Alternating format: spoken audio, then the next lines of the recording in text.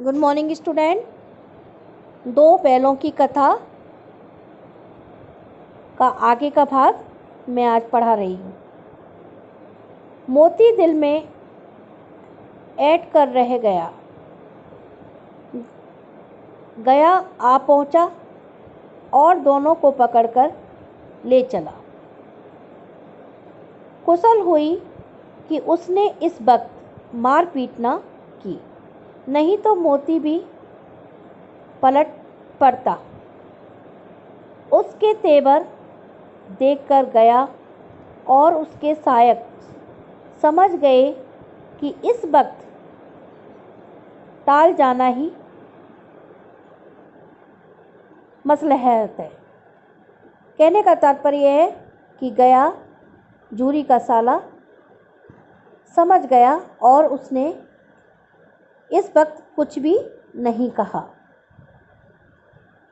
आज दोनों के सामने फिर वही सूखा भूसा लाया गया। दोनों चुपचाप खड़े रहे। घर के लोग भोजन करने लगे। उस वक्त छोटी सी लड़की दो रोटियां लिए निकली और दोनों के मुंह में देकर चली गई। किसके मुंह में? हीरा और मोती। उस एक रोटी से इनकी भूख तो क्या शांत होती। बच्चों, आपने देखा होगा कि हम घर में भी गाय के लिए रोटी बनाते हैं, तो गाय की रोटी कितनी छोटी बनाते हैं और गाय का आकार कितना बड़ा होता है, ये आप सब जानते हैं। तो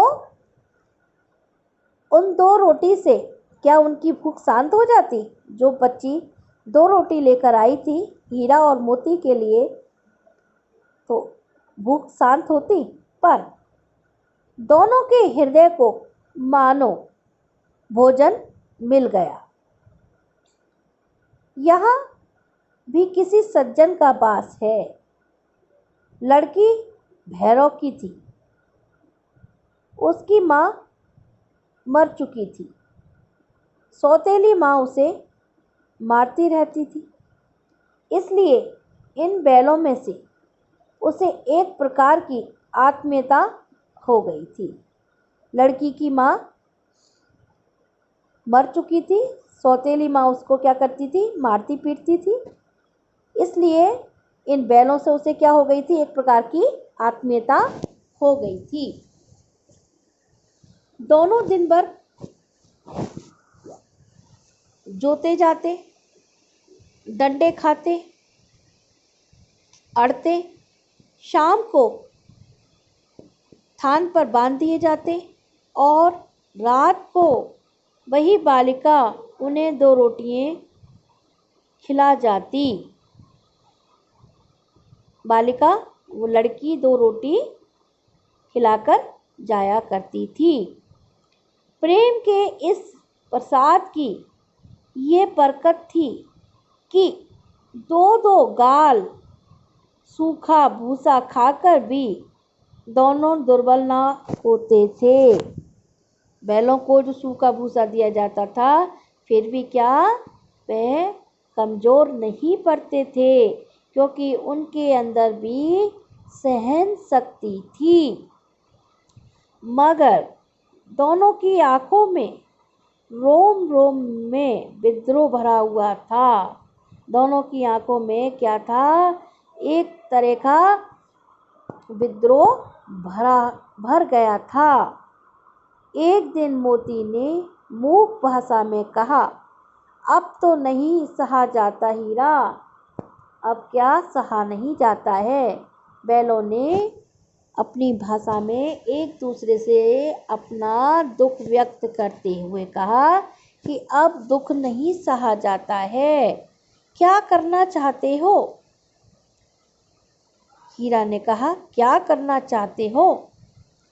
एकाध को सींगों पर उठाकर फेंक दूंगा। यदि मुझे गुस्सा आया तो एकाध को अपने सींगों से उठाकर फेंक दूंगा। लेकिन जानते हो, वह प्यारी लड़की जो हमें रोटियां खिलाती है, उसी की लड़की है जो इस घर का मालिक है। बच्चों, उन बैलों के अंदर भी देखिए कितनी आत्मीयता थी। अंदर से सोच रहे थे कि जो लड़की हमें रोटी खिलाती है वो भी इस घर के मालिक की बेटी है, ये बेचारी अनाथ ना हो जाएगी। अगर हम इसके घर के लोगों को मार देंगे तो ये अनाथ हो जाएगी। तो मालकिन को ना फेंक दूं? वही तो उस लड़की को मारती है। मालकिन कौन?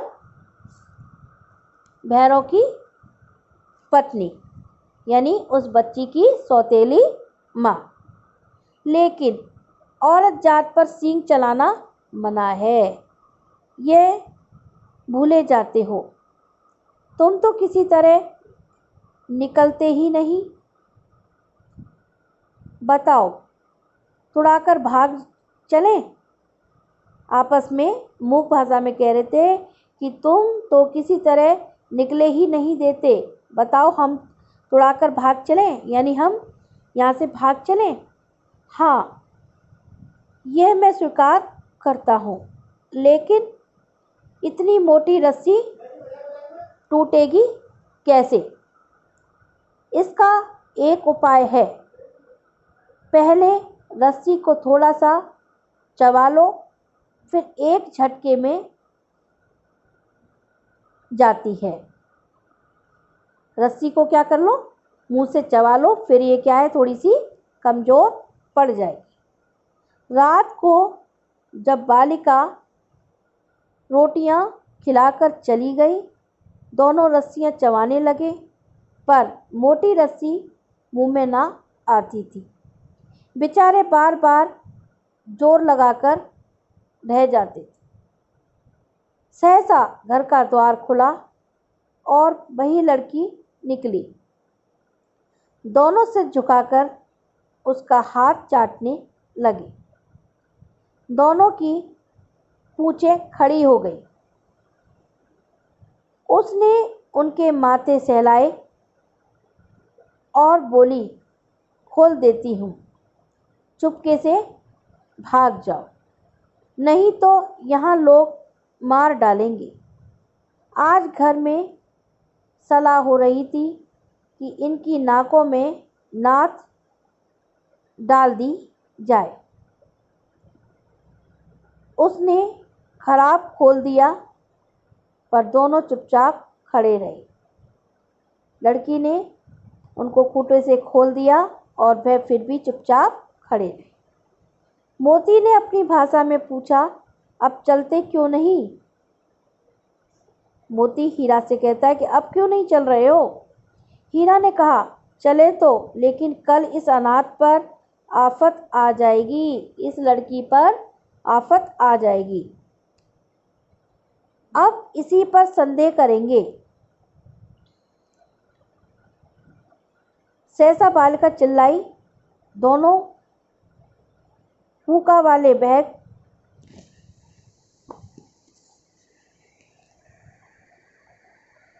बैल भागे जा रहे हैं। ओ दादा, दादा, दोनों बैल भागे जा रहे हैं, जल्दी दौड़ो। गया हड़बड़ाकर भीतर से निकला। उस लड़की गया हड़बड़ाकर भीतर से निकला और बैलों को पकड़ने चला। वे दोनों भागे। गया ने पीछा किया और भी तेज हुए। गया ने शोर मचाया, फिर गांव के कुछ आदमियों को भी साथ लेने के लिए लौटा। दोनों मित्रों को भगाने का मौका मिल गया, सीधे दौड़ते चले गए। यहाँ एक की मार्ग पर ज्ञान ना रहा। जिस परिचित मार्ग से आए थे उसका यहाँ पता न था। नए नए गांव मिलने लगे। तब दोनों एक खेत के किनारे खड़े होकर सोचने लगे, हम क्या करें। हीरा ने कहा, मालूम होता है रास्ता भूल गए हैं। तुम भी बेहताशा भागे, तुम भी जोरों से भागे, वहीं उसे मार गिराना था। उसे मार गिराते तो दुनिया क्या कहती। वह अपनी धर्म छोड़ दे, लेकिन हमें अपना धर्म क्यों छोड़ें। वे हमें मारे, कुछ भी करें, लेकिन उन्होंने अपना धर्म छोड़ दिया है, लेकिन हम अपना धर्म नहीं छोड़ें। दोनों भूख से व्याकुल हो रहे थे। खेत में मटर खड़ी थी, चरने लगे, मटर खाने लगे। रह रहकर आहट ले लेते थे, कोई आता तो नहीं है। जब पेट भर गया, दोनों ने आज़ादी का अनुभव किया। हीरा और मोती ने उनका पेट जब भर गया था मटर खाने के बाद में, तो अपने को एक आज़ाद महसूस किया। तो मस्त होकर उछलने कूदने लगे। आज़ादी एक ऐसा एहसास होता है, चाहे जानवर हो, पशु पक्षी, मनुष्य, अगर हम किसी को भी आज़ादी नहीं देते हैं तो उनको भी घबराहट होने लगती है। और जब वे आज़ाद हो गए तो वे मस्त मस्त होकर उछलने और कूदने लगते हैं। पहले दोनों ने डकार ली, फिर सींग मिलाए और एक दूसरे को खेलने लगे।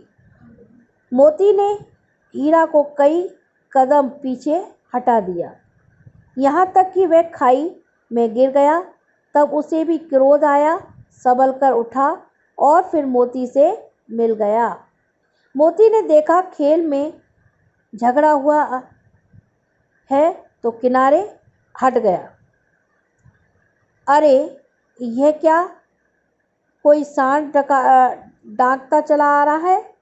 हाँ, सांड ही तो है। वे सामने आ पहुंचा। दोनों मित्र बगले झांक रहे थे। सांड पूरा हाथी है, उससे भिड़ना जान से हाथ धोना है, लेकिन ना भिड़ने पर भी जान बचती नहीं नजर आती। इन्हीं की तरफ आ भी रहा है, कितनी भयंकर सूरत है। मोती ने मूक भाषा में कहा, बुरे फंसे, जान बचेगी, कोई उपाय सोचो। हीरा ने चिंतित स्वर में कहा, अपने घमंड में भूला हुआ है, आरजू बिनती ना सुनेगा, भाग क्यों ना चलें। सांड अपने घमंड में भरा हुआ है और वह किसी की भी ना सुनेगा। जान को बचाना है तो भाग चले। भागना कायरता है तो फिर यही मरो। बंदा तो 9-2-11 होता है और जो दौड़ाए। तो फिर कोई उपाय सोचो जल्दी। उपाय यही है कि उस पर दोनों जने एक साथ चोट करें। मैं आगे से रगेदता हूँ, तुम पीछे से रगेदो, दोहरी मार पड़ेगी। यानी मैं उसको पीछे से खदेड़ता हूँ और तुम पीछे से उसको खदेड़ो तो भाग खड़ा होगा। मेरी ओर झपटे तो तुम बगल से उसके पेट में सींग घुसेड़ देना। जान जोखिम में है पर दूसरा उपाय नहीं है। दोनों मित्र जान हथेलियों पर लेकर लपके। दोनों मित्र कौन? हीरा और मोती। सांड को भी संगठित शत्रुओं से लड़ने का तजुर्बा न था। वह तो एक शत्रु से मल्ल युद्ध करने का आदी था। ज्यों ही हीरा पर झपटा, मोती ने पीछे से दौड़ाया। सांड उसकी तरफ मुड़ा तो हीरा ने रगेदा। सांड चाहता कि एक एक करके दोनों को गिरा ले, पर ये दोनों भी उस्ताद थे, दोनों भी गुरु थे, उसे वह अवसर न देते। एक बार सांड झल्लाकर हीरा का अंत कर देने के लिए चला कि मोती ने बगल से आकर पेट में उसे वे अवसर न देते थे। एक बार सांड झल्लाकर हीरा का अंत कर देने के लिए चला कि मोती ने बगल से आकर पेट में सींग भोंक दिया। सांड क्रोध में आकर पीछे फिरा तो हीरा ने दूसरे पहलू में सींग चुबा दिया। आखिर बेचारा जख्मी होकर भागा और दोनों मित्रों ने दूर तक पीछा किया, यहाँ तक कि सांड बेदम होकर गिर पड़ा। तब दोनों ने उसे छोड़ दिया। दोनों मित्र विजय के नशे में झूमने चले जाते थे। मोती ने अपनी सांकेतिक भाषा में कहा, मेरा जी तो चाहता है कि बच्चा को मार ही डालूं। हीरा ने तिरस्कार किया, गिरे हुए बैरी पर सींग न चलाना चाहिए, ये सब ढोंग है। बैरी को ऐसा मारना चाहिए कि फिर ना उठे। अब घर चलें पहुँचें, वह सोचो, पहले कुछ खा लें तो सोचें। सामने मटर का खेत था। मोती उसमें घुस गया। हीरा मना करता रहा पर उसने एक न सुनी। अभी तो 2 ही 4 ग्रास खाए थे कि 2 आदमी लाठियाँ लिए दौड़ पड़े और दोनों मित्रों को घेर लिया। हीरा तो मेड़ पर था, मोती सींचे हुए खेत में था। उसके खुर कीचड़ में धंसने लगी। खुर यानी नाखून में भाग ना सका, उसे पकड़ लिया। हीरा ने देखा संगी संकट में है तो लौट पड़ा, फंसेंगे तो हम दोनों ही फंसेंगे। रखवालों ने उसे भी पकड़ लिया। प्रातःकाल दोनों मित्र काजी हाउस में बंद कर दिए गए। दोनों मित्रों को जीवन में पहली बार ऐसा सबिका पड़ा कि सारा दिन बीत गया और खाने को एक दिन का भी ना मिला।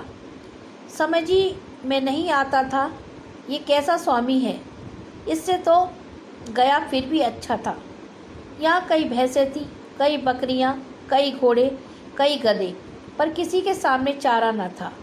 सब ज़मीन पर मुर्दों की तरह पड़े थे। कई तो इतने कमज़ोर हो गए थे कि खड़े भी ना हो सकते थे।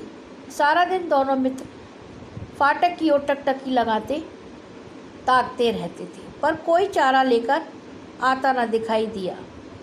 तब दोनों ने दीवार की नमकीन मिट्टी चाटनी शुरू की, पर इससे क्या तृप्ति होती है। रात को भी जब कुछ भोजन न मिला तो हीरा के दिल में विद्रोह की ज्वाला दहक उठी। मोती से बोला, अब तो नहीं रहा जाता। मोती ने सिर लटकाए हुए जवाब दिया, मुझे तो मालूम होता है प्राण निकल रहे हैं। इतनी जल्द हिम्मत न हारो भाई, यहाँ से भागने का कोई उपाय निकालना चाहिए। आओ दीवार तोड़ डालें। मुझसे तो अब कुछ नहीं होगा, बस इतनी बूते पर अकड़ते थे, सारी अकड़ निकल गई। बाड़े की दीवार कच्ची थी। हीरा मजबूर तो था ही, अपने नुकीले सींग दीवार में गड़ा दिए और जोर मारा तो मिट्टी का एक टुकड़ा निकल आया। फिर तो उसका साहस बढ़ा। इसने दौड़ दौड़ कर दीवार पर चोटें की और हर चोट में थोड़ी थोड़ी मिट्टी गिराने लगा। उसी समय काजी हाउस का चौकीदार लालटेन लेकर जानवरों की हाजिरी लेने आ निकला। हीरा का उज्जड़पन देखकर उसने उसे कई डंडे रसीद किए और मोटी सी रस्सी से बांध दिया। मोदी ने पड़े पड़े कहा, आखिर मार खाई क्या मिला? अपने बूते भर जोर तो मार लिया। ऐसा जोर मारना किस काम का कि और बंधन में पड़ जाए? जोर तो मारता ही जाऊंगा, चाहे कितने ही बंधन पड़ते जाएं। जान से हाथ धोना पड़ेगा। हीरा मोती आपस में कहने लगे। अपनी मुख भाषा में कहते रहे कि हमें किसी तरीके से इन बंधनों को तोड़कर निकलना है, लेकिन मार पड़े चाहे कुछ भी हो, जीना तो पड़ेगा, चाहे जान ही जाए। कुछ परवाह नहीं, यूँ भी तो मरना ही है, हमको वैसे भी मरना है। सोचो, दीवार खुद जाती तो कितनी जानें बच जाती। इतने भाई यहाँ पर बंधे, किसी की देह में जान नहीं है।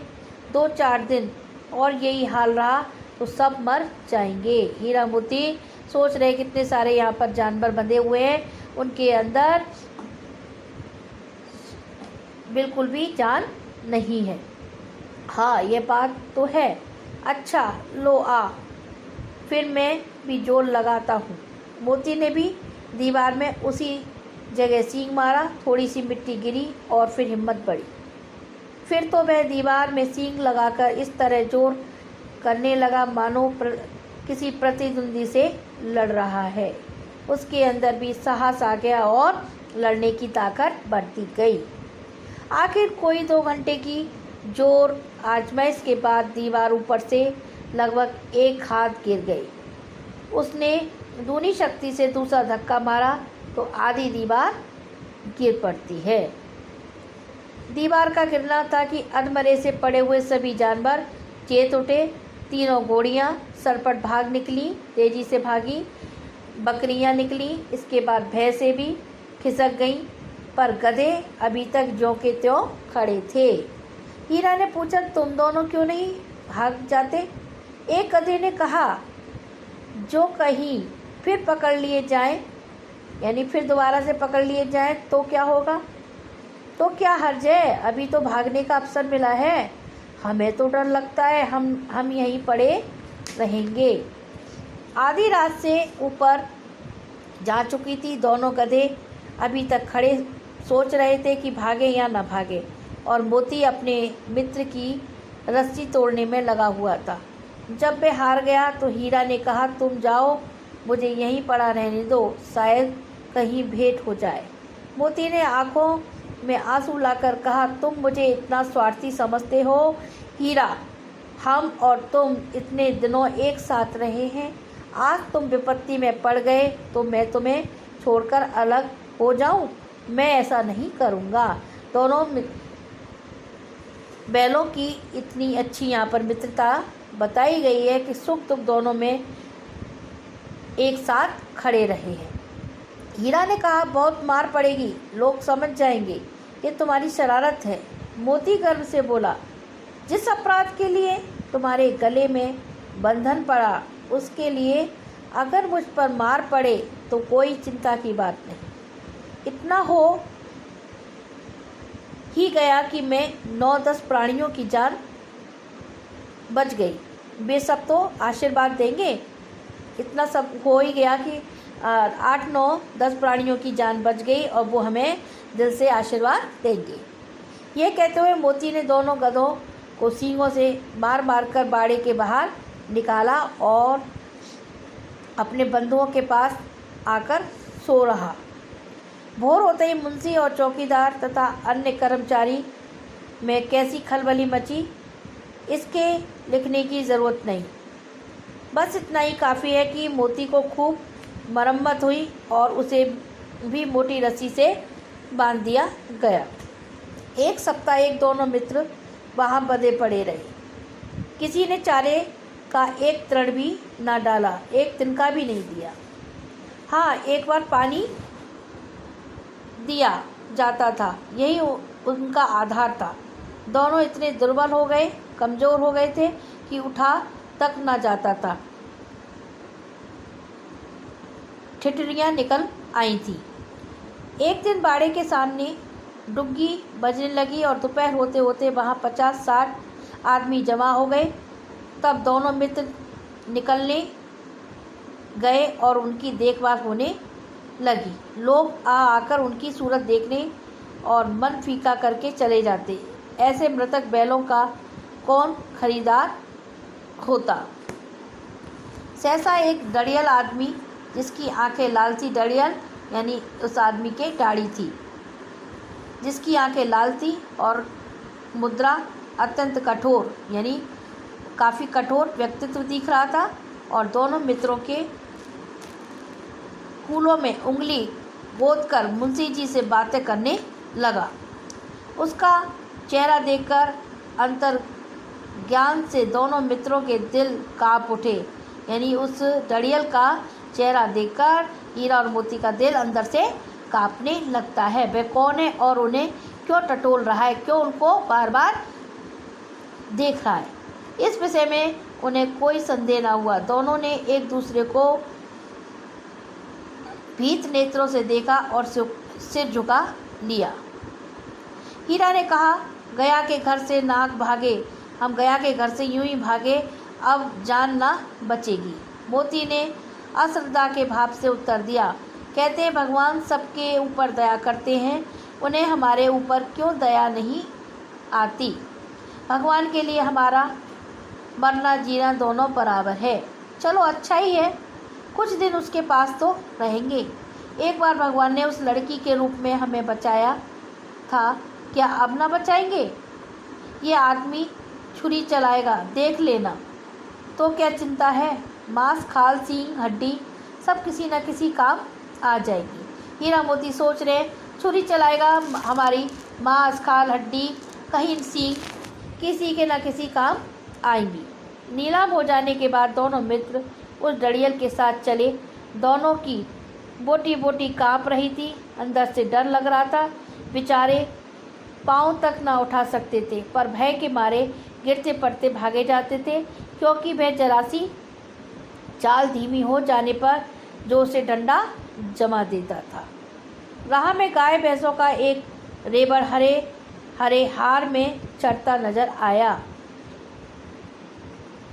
सभी जानवर प्रसन्न थे, चिकने चपल, कोई उछलता, कोई आनंद से बैठता, कोई पगुल करता था, कोई खेलता था और कोई पत्ते खाता था, कोई कुछ कर रहा था।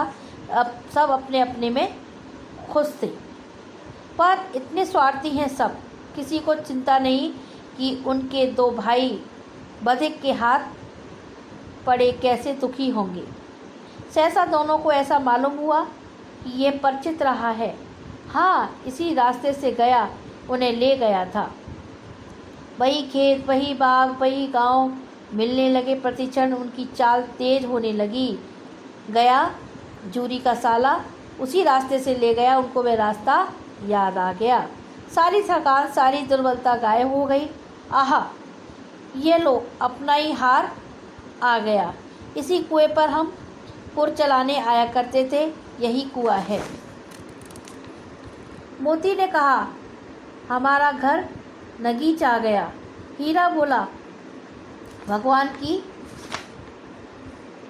दया है, मैं तो अब घर भागता हूँ, ये जाने देगा, इसे मैं मार गिराता हूँ। नहीं नहीं, दौड़कर थान पर चलो, वहाँ से हम आगे न जाएंगे। दोनों उन्मत्त होकर बछड़ों की भांति कुलेलें करते हुए घर की ओर दौड़े। वह हमारा थान है। दोनों दौड़कर अपने थान पर आए और खड़े हो गए। डड़ियल भी पीछे पीछे दौड़ा चला आता था। जूरी द्वार पर बैठा हुआ धूप खा रहा था। बैलों को देखते ही दौड़ा और उन्हें बारी बारी से गले लगाने लगा। मित्रों की आंखों से आनंद के आंसू बहने लगे। मित्र हीरा और मोतियों की आंखों से आंसू बहने लगे। एक झूरी का हाथ चाट रहा था। डड़ियल ने जाकर बैलों को रस्सियों से पकड़ लिया, बांध दिया। झूरी ने कहा, मेरे बैल हैं। तुम्हारे बैल कैसे? मैं मवेशी खाने से नीलाम लिए आता हूँ, मवेशी खाने से लेकर आता हूँ। मैं तो समझा पूत चुराए लिए आते हो। झूरी कहता है, मैं तो समझता हूँ कि तुम मेरे बैलों को चुरा कर लेकर आते हो। चुपके से चले जाओ, मेरे बैल हैं, मैं बेचूंगा तो बिकेंगे।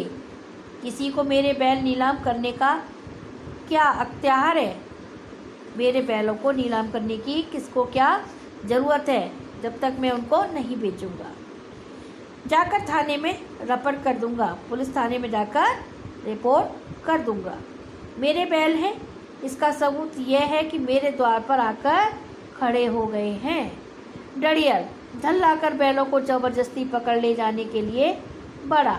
उसी वक्त मोती ने सींग चलाया। डड़ियल पीछे हटा। मोती ने पीछा किया। डड़ियल भागा। मोती पीछे दौड़ा। गांव के बाहर निकल जाने पर वह रुका, पर खड़ा डड़ियल का रास्ता देख रहा था। डड़ियल दूर खड़ा धमकियां दे रहा था। डड़ियल वह आदमी धमकियां दे रहा था, गालियां दे रहा था, पत्थर फेंक रहा था, और मोती विजयी सूर की भांति उसका रास्ता रोके खड़ा था। गांव के लोग ये तमाशा देखते थे और हंसते थे। बच्चों, दो बैलों की कथा आपने पूरी सुनी। इस कहानी को पढ़ा, समझा, तो आपने यह देखा होगा कि हीरा और मोती कितने विजयी रहे इस कहानी के अंदर। इस कहानी में दोनों ने अपने साहस, पराक्रम किस प्रकार दिखाया, दोनों ने किस तरीके से कठिनाइयों में, कठिन परिस्थितियों में अपने साहस को पूर्णता दिखाया। यानी उन्होंने अपनी हिम्मत नहीं हारी और लास्ट में वे विजयी घोषित होते हैं। तो मुंशी जी ने इस कहानी के माध्यम से हीरा और मोती की पीड़ा को किस प्रकार व्यक्त किया है, यह कहानी यहीं पर समाप्त होती है। बच्चों, मैं इस पार्ट 1 के दो बैलों की कथा के प्रश्नोत्तर आपको होमवर्क में दे रही हूँ, वो आपको अपनी कॉपी पर लिखने हैं। धन्यवाद।